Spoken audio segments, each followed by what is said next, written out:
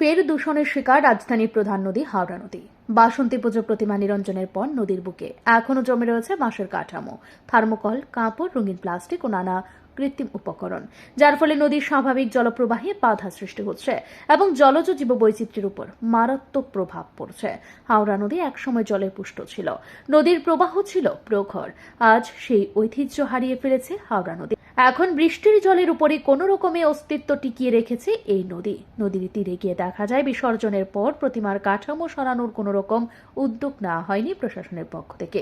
স্থানীয় বাসিন্দা ও পরিবেশ প্রেমীরা বলছেন, প্রতি বছর একই দৃশ্য। প্রতিমা বিসর্জনের পরে কাঠামো অপসারণে কোনো কার্যকরী পদক্ষেপ দেখা যায় না। যদিও আগরতলা পৌর নিগমের দাবি করেছে এই কাজের জন্য একটি টিম গঠন করা হয়েছে, সেখানে ইঞ্জিনিয়ার, টাস্কফোর্স সদস্য এবং স্থানীয় কর্পোরেটররাও রয়েছেন। কিন্তু বাস্তব চিত্র বলছে হাওড়া নদীর বুকে পড়ে থাকা প্রতিমার কাঠামো এবং আবর্জনা এখনো রয়ে গেছে, যা প্রমাণ করে যে দায়িত্বপ্রাপ্তদের মধ্যে এই বিষয়ে কোনো হেলদোল নেই। স্থানীয়দের দাবি, প্রতিমা বিসর্জনের পর 48 ঘন্টার মধ্যে কাঠামো সরানোর জন্য একটি নির্দিষ্ট সময়সীমা নির্ধারণ করতে হবে। পাশাপাশি নজরদারির জন্য স্বতন্ত্র টিম থাকা দরকার।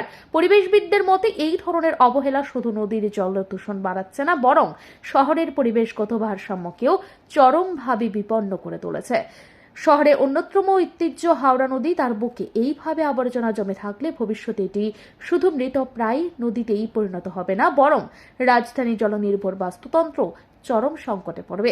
এখনই যদি উদ্যোগ না নেওয়া হয় তবে শহরের ভবিষ্যৎ বিপন্ন হওয়া সময়ের অপেক্ষা মাত্র। ব্যুরো রিপোর্ট, ঋদ্ধি নেটওয়ার্ক।